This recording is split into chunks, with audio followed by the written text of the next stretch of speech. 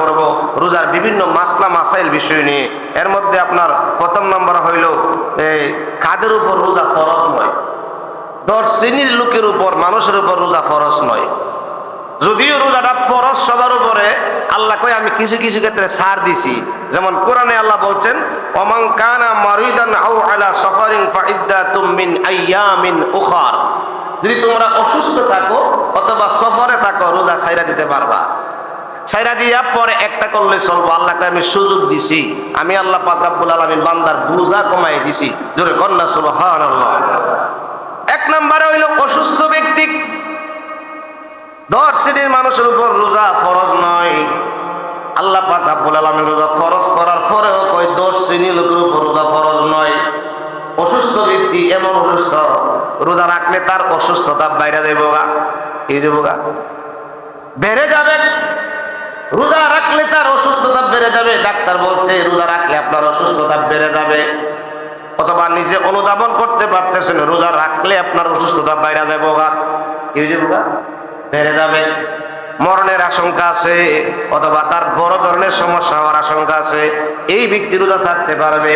যতটা রোজা ছাড়বে ওই ততটা রোজার জন্য শুধু আপনার একটা রোজার বদলায় একটা কাজা করলে চলবো। একটা কাজা। আর এমন অসুস্থ যারা গত সময় বলছিলাম আর সুস্থতা হওয়ার আশঙ্কা নাই। দেখবেন কোন মানুষ আছে খানা পিনাও খায় না, মুখ থেকে খাবারের স্বাদ উঠে গেছে, দাঁড়াইতে পারে না, বসতে পারে না, শোয়ার মধ্যে সারাদিন অচেতন অবস্থায় কিছুই বলতে পারে না। ওই ব্যক্তি যদি রোজা ছেড়ে দেয় তার জন্য ফিদিয়া। তার জন্য কি ফিদিয়া? ফিদিয়ার সুন্নাত তরিকা হইল একজন মিসকিনকে 2 বেলা খাবার, 2 মিল খাবার। এটারে অনেক মুস্তাহিদগণ হিসাব করে বের করেছেন একটা ফিদিয়ার জন্য একটা সদকাতুল ফিতর। তবে সুন্নত হলো একটা মিসকিনকে 2 বেলা খাবার খাওয়ানো। আপনি 2 বেলা পেট ভরে খাওয়াইলে একজন লোককে কত টাকা খরচ হয়? একটা রোজার ফিদিয়া। রোজা কি ফিদিয়া। এবং অনেকের মা বাপ দাদা দাদি আছে যারা এমন অবস্থা, এরা ভালো হওয়ার আর আশঙ্কা নাই, এরা জন্য এটা হইল ফিদিয়া। আর এমন লোক সুস্থ হওয়ার আশঙ্কা আছে, অসুস্থ হয়ে গেছে রোজার মাসে অথবা রোজার আগে অসুস্থ হয়ে পড়ছে, রোজা রাখলে তার মরণের অবস্থা হইব। ওই ব্যক্তি রোজা ছাড়তে পারবে। ছাড়ার পরে সে ভালো হওয়ার পরে একটা রোজার বদলা একটা রোজা রাখবো। দেখো কাজা। দেখি কয় কাজা। কদা আরবিতে বলা হয় কদা, আমরা বলি কাজা। এটা বলা হয় কাজা রোজা, একটা বদলা আরেকটা। তাহলে 1 নম্বর অসুস্থ ব্যক্তি, 2 নম্বর মুসাফির। 2 নম্বর কি মুসাফির। কোন ব্যক্তি যদি তার বাড়ি থেকে রওনা হয়ে 48 মাইল, হাদিস শরীফে আছে বর্তমানে হিসাবে 78 কিলোমিটার, কেউ কেউ বলছেন 80 কিলোমিটার ধরে যদি অবস্থান করে তাহলে মুসাফির। কি 15 দিনের কম সময় থাকার যদি তার নিয়ত থাকে, 15 দিনের বেশি থাকার নিয়ত থাকলে, 15 দিন সময় থাকার নিয়ত থাকলে তার মুকিম হয়ে যায় মুসাফির না। কি মুসাফির না। তো ওই ব্যক্তির জন্য আপনার রোজা ছাড়তে পারবে সে একটার বদলা পরে একটা রাখলে চলবে। আল্লাহ যে বলছেন যে ফাইদ্দাতুম মিন আইয়ামিন উখার, গণনা কইরা 5টা ছাড়ছে 5টা রাখবে, 10টা ছাড়ছে 10টা রাখবে, 15টা ছাড়ছে 15টা রাখবে। এর জন্য কোনো কাফারা দিতে হবে? রোজা ফরজ না তার উপর। 3 নম্বরে হইল গর্ভবতী মা, তার গ্রামের মধ্যে সন্তান, তার গর্ভের মধ্যে সন্তান, আমেলা মহিলা যারা রোজা রাখলে তার বাচ্চার সমস্যা হতে পারে, বাচ্চার ওজন কমে যাইতে পারে, বাচ্চার পানি শূন্যতা হইতে পারে। ডাক্তারে বলছে যে তুমি রোজা রাখলে তোমার সমস্যা। গর্ভবতী মা অথবা তার চলাফেরার সমস্যা হয়, সে রোজা ভাঙতে পারবে। রোজা তার জন্য ফরজ নয়। তার জন্য কি না ফরজ না। তবে রোজার ক্ষেত্রে বিধান হলো যতটা রোজা তার ভাঙ্গা পড়বে ততটা রোজা পরে কাজা করবে। কি করবে? কাজা করে নেবে। 4 নম্বরে হইল দুগ্ধ দানকারিনী মা, যে মা সন্তানকে দুধ পান করায়। জোরে কন্যা সুবহানাল্লাহ। দেখেন ইসলাম কত সুন্দর, আল্লাহু আকবার, কি সুযোগ দিয়েছে দেখছেন। মা সন্তানকে দুধ পান করাবে। আল্লাহ পাক রব্বুল আলামিন বিধান করে দিয়েছেন যে এমত অবস্থায় রোজা ফরজ নয়। সন্তান রোজা রাখলে সন্তান দুধ কম পাইব, খাবার পাইতো না, চিল্লাচিল্লি করব, সন্তানের অসুবিধা হবে। মার জন্য রোজা ফরজ নয়। যতটা রোজা ভাঙ্গা যাবে, 30টা ভাঙ্গা গেলে পরে 30টা রেখে নেবে। যতটা রাখতে পারবে না রাখতে পারবে, যতটা ভাঙ্গা পড়বে, অর্থাৎ যতটাই ভাঙবে, পুরাটা যদি ভাঙ্গে ফেলে অসুবিধা নাই, কারণ তার উপর রোজা ফরজ না। কিনা কিনা কিনা ফরজ না, রোজা কিনা ফরজ না। এই জন্য যেহেতু রোজা অত্যন্ত গুরুত্বপূর্ণ, রোজা অনেক দামি, যার যা যা আল্লাহ নিজে দিবে, এই জন্য এটার বদলা একটার বদলা একটা রাখবে, রাখাটা উত্তম, রাখতে হবে। কি রাখতে হবে? এটা হইল 4 নাম্বার। 5 নাম্বার হইল পাগল। পাগল যে ব্যক্তি নিজের কথাই সে নিজে বোঝে না, কি কই সেটা সেই জানে না, ওই ব্যক্তির উপর রোজা ফরজ না। ফরজ কি না? ওই ব্যক্তির উপর রোজা ফরজ না, সে তো পাগল। ততক্ষণ পর্যন্ত সে ভালো না হয়, তার উপর রোজা ফরজ না। তার রোজা ছুটতে গেলে এটার কাজাও লাগতো না, কারণ সে তো পাগল, সে কিছুই বলতে পারে না, মজলুম। হাদিস শরীফে আছে 3 ব্যক্তির উপর ইসলামের কলম আল্লাহ উঠাই নিছে। এর মধ্যে 1 নাম্বার হইল পাগল। নম্বর কি? পাগল। আর 2 নাম্বার হইল আপনার নাবালেগ শিশু। 3 নাম্বার হইল ঘুমন্ত ব্যক্তি। কি ব্যক্তি? ঘুমন্ত ব্যক্তি। কারণ ঘুমন্ত ব্যক্তি কিছু বলতে পারে না, ঘুমন্ত ব্যক্তির উপর কলম আল্লাহ উঠিয়ে নিছে। এই হলো 3 শ্রেণীর লোকের উপর কলম আল্লাহ উঠাই নিছেন। পাগলের উপর রোজা ফরজ না। 6 নম্বরে ছোট্ট শিশু, যারা বালেগ হয় না, বালেগা হয় নাই, সাবালেগ হয় নাই, এদের উপর রোজা ফরজ না। তবে হ্যাঁ, 8-9 বছর বয়স হয়েছে, 10 বছর বয়স হয়ে রাখতে চাই, রাখতে দিবেন, কারণ শিক্ষা গ্রহণ করা দরকার। যদি বলছেন যদিও রোজা ফরজ না, এরপরে যদি রাখতে চাই, বাপ মা তাকে দেওয়া, কারণ 1-2টা রেখা ট্রাই করুক, সামনে তো সে রোজা রাখতে হবে। জোরে কর না সুবহানাল্লাহ। শিশু রোজা ফরজ না, এরপরে যদি রাখতে চাই রাখতে পারবে, যদিও সে বালেগ হয় নাই, রাখতে দিবেন, ট্রাই করতে দিবেন। 1-2টা অনেকে আছে বেশি আল্লাহ দেখায়, এখন দেখা গেলো এই করতে করতে সে বালেগ হওয়ার পরে রোজা রাখতে পারে। এই জন্য আমাদেরকে শিক্ষা দেওয়ার জন্য ছোট্ট ছেলে মেয়ে যারা এখনো বালেগ হয় নাই, তাদেরকে রোজা রাখাতে হবে। 1-2টা রাখায়া শিক্ষা দেন। ধরে কন্যা সুবহানাল্লাহ। 7 নম্বর হইল মা বোনদের হায়েজের সময়। যে সময় মেন্স শুরু হয় মা বোনদের, ওই সময় তাদের উপর রোজা ফরজ নয়, রোজা ভেঙে ফেলবে। তবে পরে যতটা রোজা ভাঙ্গা হয় ততটা কাজা করবে। কি করবে? কাজা করে নেবে। যতটা রোজা ভাঙ্গা হয় কাজা করে নেবে। মা বোনদের পিরিয়ডের সময় রোজা যেগুলি আপনার ছুটে যায়, এগুলি কাজা করতে হয় না। সরি, নামাজ যেগুলি ছুটে যায়, নামাজের কিন্তু কাজা করতে হয় না, কিন্তু রোজার কাজা করতে হয়। যতটা রোজা ছুটে যাবে ততটা রোজার কাজা করবে। 6টা 7টা 8টা 10টা যতটাই মানে ছুটে যায়, প্রত্যেক মা বোনদের প্রতি মাসে মাসে পিরিয়ড হয়। ওই পিরিয়ডের সময় যে রোজাগুলি ভেঙে যায়, এগুলি পরে আদায় করবে। এগুলি এই সময় তার উপর রোজা ফরজ না। কিনা কিনা ফরজ না। এরপর হইল মা বোনদের নিফাসের সময়, যে সময় বাচ্চা প্রসব করে, বাচ্চা প্রসব করার পরে যে ব্লিডিং হয়, 35 দিন 37 দিন 40 দিন, ওই সময় রোজা ছেড়ে দিবে। ওই সময় তার উপর রোজা ফরজ না। যতটা রোজা ভাঙ্গা পরে ততটা রোজা কাজা করে নেবে। গুরুত্ব সহিত শোনেন মাসআলা। 9 নম্বর হইল কোন ব্যক্তি যদি বেশি পিপাসার্থ হয়, মানে রোজা রাখছিল, এমন বাড়ি কাজ করছে, করার কারণে এমন পিপাসার্থ হইছে, এখন যদি সে রোজা না ছাড়ে মরে যাইব গা। কথা বুঝলেন? রোজা না ছাড়ে মরার উপদ্রব হতে পারে, অবস্থা খারাপ হতে পারে, শোচনীয় হইতে পারে। ওই ব্যক্তির উপর তখন রোজা ছাইড়া দেওয়া উচিত। তার উপর তখন রোজা ফরজ নয়। কি নয়? কি নয়? রোজা তখন তার উপর কি নয়? ফরজ নয়। মরবার আশঙ্কা যদি হয়ে যায়, রোজা রাখছিল কিন্তু এমন ভারী কাজ করছে, অথবা ওয়েদারের কারণে, যে কোনো কারণে তার বিরাট ধরনের সমস্যা হইতেছে, মরণের অপেক্ষা উপদ্রব হবে, এমন সময় সে রোজা ছেড়ে দিবে। তার উপর রোজা ফরজ নয়। এমন যদি 1টা ভাঙ্গা যায়, 2টা ভাঙ্গা যায়, পরে এটার কাজা করলে চলবে, এটার কাফারা লাগবে না। কি কাফারা লাগবে না। 10 নম্বর হইল আপনার যিনি আল্লাহ রাস্তায় জিহাদ করেন। আল্লাহ রাস্তায় জিহাদ করতে গেলে জিহাদে তো অনেক শক্তির প্রয়োজন। জিহাদরত অবস্থায় ব্যক্তির উপর রোজা ফরজ না। তাহলে আমরা জানলাম 10 প্রকার মানুষের উপর রোজা ফরজ না। কিনা কিনা রোজা ফরজ না। কারণ আল্লাহ পাক রব্বুল আলামিন আমাদেরকে যদিও রোজা ফরজ করেছেন, আল্লাহ পাকই আমাদেরকে আবার ছাড় দিয়েছেন। অসুস্থ হলে, সফরে থাকলে, আর কিছু এই স্বাবলম্বী কিছু বিষয় নবীজি উল্লেখ করেছেন যেগুলির মাধ্যমে মানুষ রোজা তার উপর ফরজ নয়। আল্লাহ পাক রব্বুল আলামিন আমাদেরকে বুঝার তৌফিক দান করুক। সবাই বলুন আমিন। এখন আমরা আলোচনা করব কোন কোন কারণে রোজা ভেঙে যায়। 7 কারণে রোজা ভেঙে যায়। এর মধ্যে 1 নম্বর কারণ হলো ইচ্ছাকৃতভাবে আপনার খেলে রোজা ভেঙে যাব। ইচ্ছাকৃতভাবে খান, আপনি জানেন আপনি রোজা আছেন, এবারে খাইতেছেন, রোজা কি থাকবো? যাই কান, কম কান আর বেশি কান, রোজা ভেঙে যাবে। 2 নম্বর হইল ইচ্ছাকৃতভাবে পানাহার করলে, কোনো পানীয় ড্রিঙ্কস পান করলে রোজা ভেঙে যাবে। মানে 7টা কারণে রোজা ভেঙে যায়, 2য় নম্বর কারণ।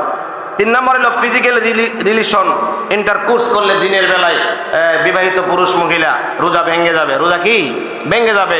ইন্টারকোর্সের মাধ্যমে যদি সিমেন্স বের হয়, আউট হয়, তাহলে কি হয়ে যাবে? রোজা ভেঙে যাবে। তারপরে হইলো আপনার 4 নম্বরে বমি, ইচ্ছা করে বমি করলে, আপনার এমনি এমনি হয় নাই, নিজে ইচ্ছা করে বমি করছেন, তাহলে রোজা কি ভেঙে যাবে। তারপরে হইলো সিগারেট খেলে, অনেকে মনে করে, আমার এক লোকে প্রশ্ন করছে, হুজুর সিগারেট খেলে কি রোজা ভাঙবো? সিগারেট তো এটা খাবার না, বাড়ি কোনো জিনিসটা, এটা তো ধোঁয়া, এটা তো আপনার পানিও না, বাড়ি কোনো খাবারও না, এটা তো রোজা ভাঙতে হবে, এটা তো সম্ভব না, এটা রোজা ঠিক থাকবো না। সিগারেটের মধ্যে একটা অ্যালকোহল যেটা লাংসের মধ্যে অ্যাটাক করে। সিগারেটের গায়ে লেখা থাকে ধূমপান করা মৃত্যুর কারণ, এরপরও খায়। এটা কি খাওয়ান ভালো না খারাপ? এটা খারাপ। রোজার মাস ছাড়াও আমি মনে করবো এটা ছেড়ে দেন, যারা খান, যারা অভ্যাস আছে এটা ছেড়ে দেন, এটা ভালো না, এটা খারাপ। এটার গায়ে লেখা, এমন কোনো মানুষ নাই, যদি আপনার প্যাকেট দুধ কিনছেন, এটার গায়ে লেখা থাকে দুধ পান করলে মৃত্যুর কারণ হবে, কেউ কি দুধ খাবে? তার পিঠাইও খাওয়াতে পারবেন না। মধু কিনছেন, লেখা আছে মধু পান করলে মৃত্যুর কারণ হতে পারে, কেউ কি এই মধু পান করবে? খাবে? যদিও অনেক দামি মধু, কেন খাবে না? এর গায়ে লেখা পান করলে মৃত্যু হতে পারে। কিন্তু সিগারেট এমন একটা জিনিস, আমাদের বাঙালি মানুষ, এটার গায়ে লেখা ধূমপান মৃত্যুর কারণ ঘটায়, ধূমপান আপনার ঝক্কা করে, ক্যান্সার করে, ছবি দেওয়া আছে এটার গায়ের মধ্যে বিকৃষ্ট আকারে, দেখলেই ভয় লাগে, লেখা এটা মৃত্যুর কারণ, এরপর এটা খায়। খায়ও আবার খায় এমন জায়গা দিয়ে খায়, বাথরুমের ভিতরে। এটা খাইবার জায়গা, মজার জায়গা হইলো বাথরুমের ভিতরে। বাথরুমের ভিতরে খাইলে নাকি এটা খুব স্বাদ লাগে, জোরে কর নাউজুবিল্লাহ।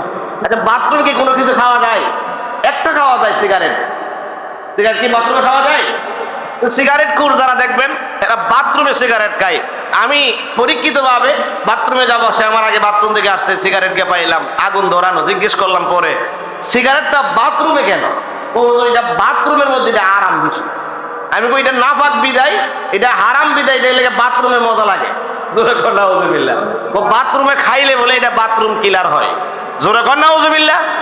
এটা তাদের অভ্যাস। এটা কি তাদের অভ্যাস? গায়ে লেখা মৃত্যুর কারণ, এরপর একটা খাবার খায়, এটার নাম হইল সিগারেট।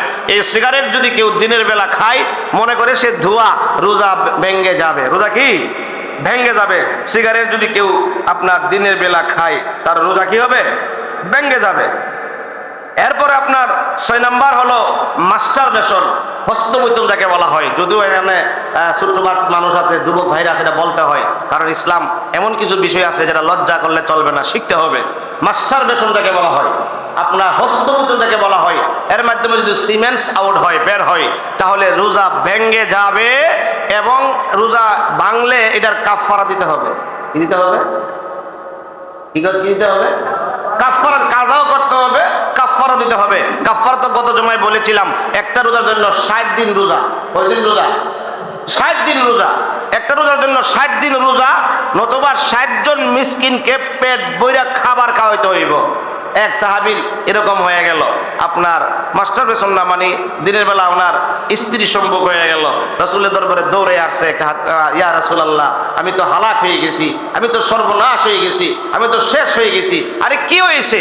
ইয়া রাসূলুল্লাহ, আমি দিনের বেলা স্ত্রীর সাথে মিলিত হয়ে গেছি, রমজান মাসে হুজুর, আমার এখন কি? আল্লাহ রাসূল বলেন, করছো তো করছো, এখন তোমার কাফারা দিতে হবে। কাফারা কি? কাজাও করতে হবে, 60 দিন রোজা রাখতে হবে। ও আল্লাহ রাসূল, এটা তো আমার দ্বারা সম্ভব না। তোরে কন্যা সুবহানাল্লাহ। তাহলে 60 জন মিসকিনকে পেট ভরে খাবার খাওয়াইবা, আল্লাহ রাসূল কয় এটাও আমার দ্বারা, মানে ওই ব্যক্তিটা কয়, ইয়া রাসূলুল্লাহ, এটাও আমার দ্বারা সম্ভব না। তোরে কন্যা সুবহানাল্লাহ। এরপরে নবী কই এটাও সম্ভব না, এইটাও সম্ভব না, তো তুমি তো দোষী তুমি করলা কি? ইয়া রাসূলুল্লাহ, আমি হালাক হয়ে গেছি, আমারে আপনি সংশোধন করে দেন, কি করবেন? এবার আল্লাহ রাসূল সাল্লাল্লাহু আলাইহি ওয়াসাল্লামের দরবারে কিছুক্ষণ পরে এক লোক কিছু কুরমা খেজুর হাদিয়া নিয়ে আসে। এবার আল্লাহ রাসূল ওই হাদিয়ার কুরমার বক্সটা ওই লোককে দিয়ে দিলেন, যাও এদিকে দান করে দাও, খাওয়াইতে পারবে না, রোজা রাখতে পারবে না, তুমি বড় দুর্বল, কাজ তো করে বেরোচ্ছ, মাপ তো পাইতে হবে, তুমি যাই এগুলি দান করে দাও। ওই লোকে বলে, ইয়া রাসূলুল্লাহ, আমি কি এগুলি আমার চাইতে গরিব লোককে দান করবো? তাহলে ইয়া রাসূলুল্লাহ, এটি খাওয়ার যোগ্য আমি, কারণ আমার চাইতে এত দুর্বল মানুষ মদিনার জমিনে, এত গরিব মানুষ মদিনার জমিনে আর কেউ নাই। কন্যা সুবহানাল্লাহ। আল্লাহ রাসূল কত দূর তাকে ছাড় দিয়েছেন। আসলে এখানে অনেকটা বিষয়, শিক্ষণীয় বিষয় হলো যে আপনার যে দুর্বল গরিব যদি হয়ে যায় তার জন্য কত দূর ছাড় দিয়েছেন, এটা আল্লাহ রাসূল বুঝাইছেন। জোরে কন্যা সুবহানাল্লাহ। এবার বলেন, তাহলে তোমার চাইতে মদিনাতে এর চেয়ে গরিব মানুষ কি আর নাই? ইয়া রাসূলুল্লাহ, এর চেয়ে গরিব মানুষ আমার চাইতে আর কেউ নাই, আমার মতন গরিব, আমার মতন এমন ক্ষুদ্র মিসকিন আর কেউ নাই, আমি মনে হয় এটা খাওয়ার যোগ্য, আমার পরে আমার চেয়ে দুর্বল যেহেতু নাই।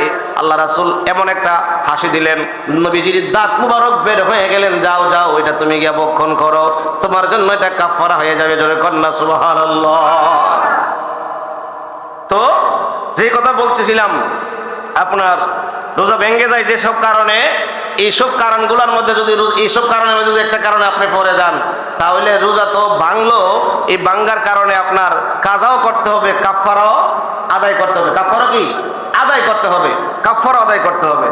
তো 7 নাম্বার হইল, নাকে কোনো ড্রপ দিলে, অনেকে প্রশ্ন করে অনেক সময়, নাকে ড্রপ, কারণ নাকের কোনো জিনিস ব্যবহার করলে, ড্রপ দিলে এটা স্টোমাকের মধ্যে পৌঁছে যায়, ডাইরেক্ট স্টোমাকের মধ্যে, তারা যদি আপনার এই রোজা ভেঙে যাবে, রোজা কি ভেঙে যাবে।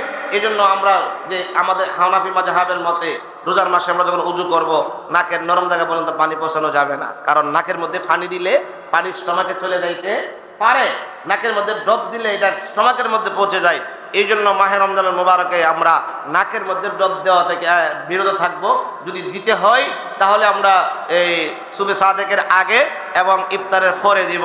এই যে সময় রোজা সুবে সাদেক থেকে নিয়ে আপনার সূর্যাস্ত পর্যন্ত, এই সময়গুলোর মধ্যে আমরা নাকের মধ্যে ড্রপ দিব না।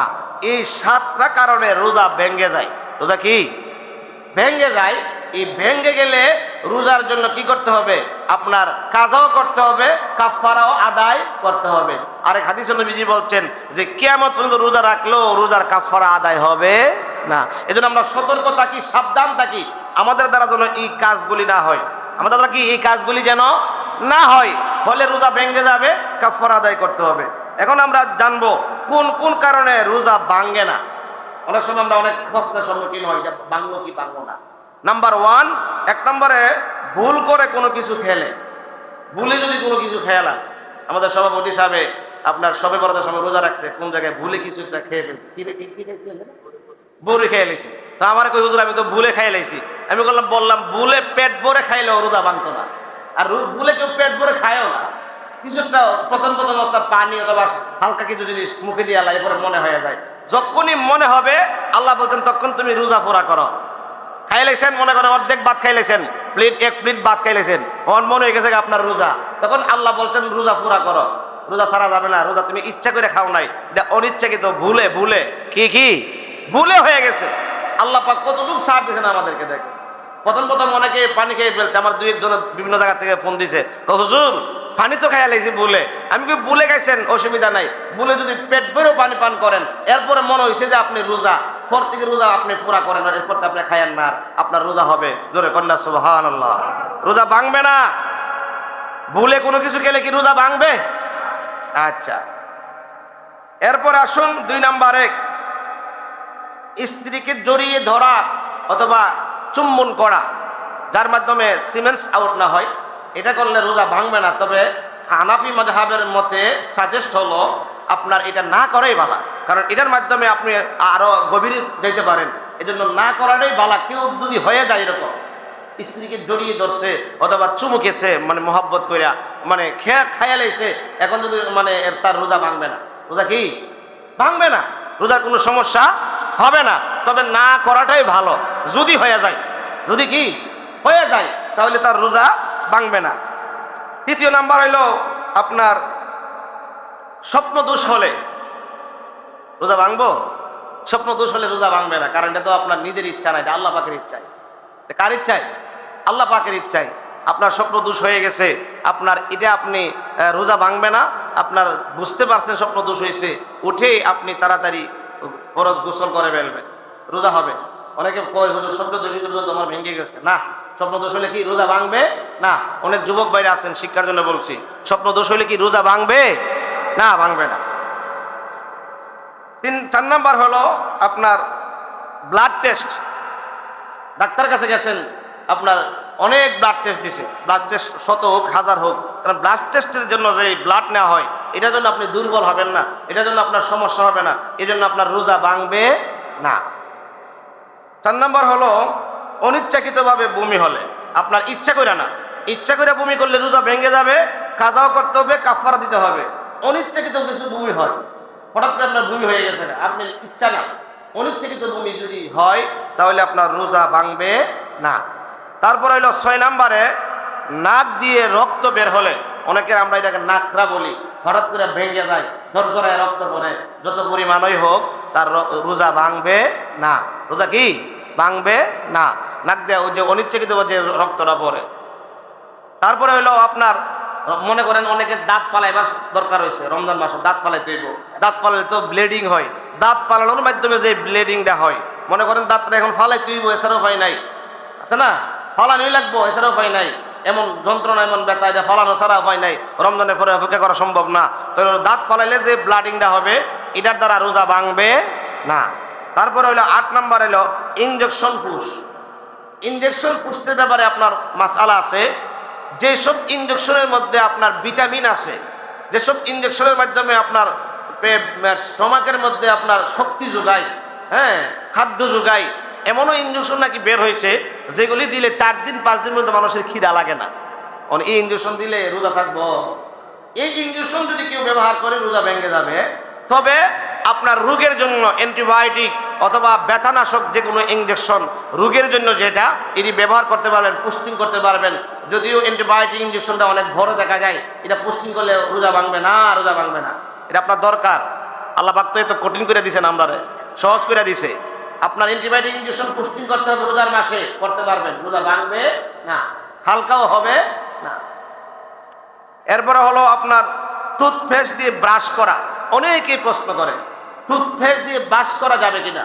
হ্যাঁ, তো টুথপেস্ট দিয়ে ব্রাশ করা যাবে, তবে করলে রোজা মাকরুহ হয়ে যাবে, কারণ এটার মধ্যে ভারী একটা স্মেল থাকে, ঘ্রাণ থাকে, এটা ভিতরে যাওয়ার সম্ভাবনা আছে। এজন্য টুথপেস্ট দিয়া শুধু সাদিক থেকে নিয়ে আপনার সূর্যাস্ত পর্যন্ত, ইফতার আগ পর্যন্ত না করাটাই ভালো। হানাফি মাযহাবের মধ্যে না করাটাই উত্তম সাজেস্ট, কারণ রোজা রাখলাম এত কষ্ট করে, টুথপেস্ট দিয়ে বাস করে কিনলে গে এটারে আমি মাকরু করতাম, কিনলে গে তো দামি রোজারে মাকরু করতাম। এই জন্য দিনের বেলা সাজেস্ট হইলেও আপনি মেসওয়াক করবেন, মেসওয়াক করলে কি হবে না, মাকরু হবে না, উত্তম হবে। কি হবে? উত্তম হবে। এমনইভাবে আপনার মাউথ ওয়াশ, আপনি জনসম্মুখে কথা বলবেন, আপনার মুখে দুর্গন্ধ, এই জন্য মাউথ ওয়াশ যা কুলি করা যাবে, তবে রোজা মাকরু হবে। রোজা কি হবে? মাকরু হবে। না করাটাই ভালো, না করাটাই কি ভালো। আতর দিতে পারবেন, অসুবিধা নাই, আতর দিলে রোজা ভাঙবে না। আতর দিলে কি, আতর, পারফিউম, এগুলি দিলে রোজা ভাঙবে না। আপনার চোখের মধ্যে যে ডব দেওয়া হয়, চোখের ডব দরকার, জরুরি দরকার, আপনি কম দেখেন, চোখের মধ্যে ডব দিতে হবে, চোখে ডব দিতে পারবেন, চোখে কি ডব দিতে পারবেন, এটার মাধ্যমে আপনার রোজা ভাঙবে না। তবে না দেওয়াটাই ভালো, সতর্ক থাকা, যদি চেষ্টা করে দেখেন যে না দিলে চলবো, না দেওয়াটাই ভালো। এমনভাবে আপনার ডায়াবেটিস রোগী যারা আছেন ইনসুলিন নিতে পারবেন, ইনসুলিন নিলে রোজা ভাঙবে না। আপনার ইনসুলিন না নিলে ডায়াবেটিস আপনার অনেক বেড়ে যাবে, আপনার সমস্যা হবে। এই জন্য আপনি ডায়াবেটিসের জন্য ইনসুলিন নিতে পারবেন, রোজা ভাঙবে না। যেহেতু ইনজেকশন নেওয়া যাবে জরুরি জিডি, সেহেতু ডায়াবেটিসের ইনসুলিনটা জরুরি, নিতে পারবেন, রোজা ভাঙবে না। 10 নম্বর হলো রান্না করার সময়।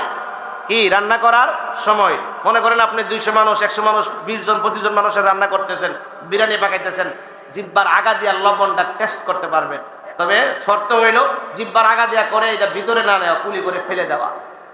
আপনার স্ত্রীরা রান্না করে, স্বামী খুব রাগী, যদি লবণ কম হয় বকা দিবে, মারধর করবে।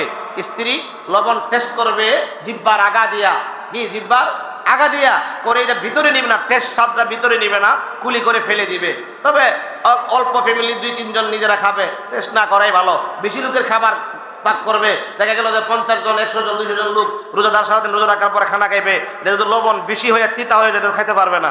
এই জন্য আল্লাহ রাসূল সহজ করে দিয়েছেন, আল্লাহ পাক নবীর উম্মতের জন্য সহজ করে দিয়েছেন, জিহ্বার আগা দিয়া টেস্ট দেওয়া যাবে, রোজা ভাঙবে না। আরো অনেকগুলা কারণ আছে। আল্লাহ পাক রব্বুল আলামিন আমাদেরকে সঠিকভাবে মাহে রমজানুল মুবারকের রোজা রাখবার তৌফিক দান করুক। সবাই বলুন আমিন। আরো জোরে বলুন আমিন। এই মাস সংযমের মাস, এই মাস আত্মত্যাগের মাস, এই মাস হলো আপনার ধৈর্য ধারণের মাস। ইন্নাল্লাহা মাআস সাবিরিন, যারা ধৈর্য ধারণ করে তাদের সাথে কে আছে? আল্লাহ পাক আছে। এই মাসটা হলো ধৈর্য ধারণ করার মাস। এই মাস আমাদেরকে ধৈর্য ধারণ করা শেখায়। যেমন আমরা খানা আছে করে খাই না, পানি আছে আমরা পান করি না, আল্লাহ পাক রব্বুল আলামিন বলেন এর মধ্যে তুমি ধৈর্য করো, ধৈর্য শিখো। এই যে ধৈর্যটা ধরলা, এর বিনিময়ে আমি আল্লাহ তোমাদেরকে অনেক দাতা দিব, যেটা আমি আল্লাহ নিজে দিব। জোরে কন্যা সুবহানাল্লাহ। এই মাহে রমজানুল মুবারকে আমরা বেশি বেশি করে ইবাদত বন্দেগী করি, বেশি বেশি করে আল্লাহ পাক রব্বুল আলামিনকে খুশি করার জন্য তাসবিহ তাহলিল কুরআন তেলাওয়াত জিকির আজকার 5 ওয়াক্ত নামাজের পাশাপাশি নফল নামাজ ইবাদত বন্দেগী করি। আল্লাহ পাক তৌফিক দান করুক। সবাই বলুন আমিন। এবং মাহে রমজানুল মুবারকে আমরা বেশি বেশি করে দান খয়রাত করি। ইনশাআল্লাহ পাক যদি বাঁচিয়ে রাখে, আগামী জুমায় আমরা যাকাতের বিষয় নিয়ে আলোচনা করব। তো আমরা বেশি বেশি করে দান খয়রাত করি। যাকাত তো আছে, যাকাত বাদেও আমরা এই মাসে বেশি বেশি করে নফল করি, কারণ এই মাসে নফল, অন্য মাসে ফরজ। অন্য মাসে কি ফরজ, নফল ইবাদত। যেমন আপনারা মসজিদের ইফতারির মধ্যে অনেকে শামিল হয়েছেন, আরো যারা বাকি আছেন হুজুরের সাথে যোগাযোগ করে দিয়ে দিবেন। আপনারা জানেন বর্তমান সময়ে জিনিসপাতির দাম অনেক বেশি, প্রায় প্রতিদিন 3-4 হাজার টাকার মতো লাগে ইফতারিতে। তো আরো আমি দাওয়াত করি, আপনারা যারা বাড়িতে থাকেন মসজিদে ইফতার করবেন। মসজিদে ইফতার করার পরে আপনার রিল্যাক্সভাবে সুন্দরভাবে আরামের সহিত আপনার মাগরিবে নামাজটা পড়া যায়। তাছাড়া জামাতের সহিত আপনি নামাজটা পড়লেন, আর সবাই মিলে একসাথে দোয়া মিলাদের মাধ্যমে ইফতারটা করলেন। আল্লাহ পাক তো বলা যায় না কোন দিন কোন সময় দোয়াটা আল্লাহ দরবারে কবুল হয়ে যায়, ঠিক কিনা বলেন? কারণ ইফতারের পূর্ব মুহূর্তে দোয়া কবুল, কোন সময় কার মনোজাতটা আল্লাহর দরবারে কবুল হয় বলা যায় না। এজন্য চেষ্টা করবেন এবং বেশি বেশি করে দান খয়রাত করবেন। পাশাপাশি আছে আপনাদের গ্রামে এত বড় মাদ্রাসা, যেখানে 100-র উপরে ছাত্র, তারা ছোট্ট ছোট্ট ছাত্র, সবাই আপনার রোজাদার কয়েকজন বাদে। এই যে ছোট ছোট বাচ্চারা সারাদিন কোরআন তেলাওয়াত, আবার সারাদিনের রোজা, এদেরকে ইফতারি করাইলে কি আল্লাহ পাক খুশি হবে না? অবশ্যই হবে। যারা পারেন আপনি মাদ্রাসায় গিয়ে একদিন ইফতার করান, ইফতারিতে একটু শরীক হন। অবশ্যই আল্লাহ পাক রব্বুল আলামিন যেই মাসে কুরআন নাজিল হয়েছে, এই মাসে কোরআনের পাখীদের খেদমত করলে আল্লাহ পাক খুশি হবে, আল্লাহ পাক রাজি হবে। আল্লাহ পাক রব্বুল আলামিন আমাদেরকে সেই তৌফিক দান করুক। সবাই বলুন আমিন। ওয়া আখিরু দাওয়ানা আলহামদুলিল্লাহি রাব্বিল আলামিন। যারা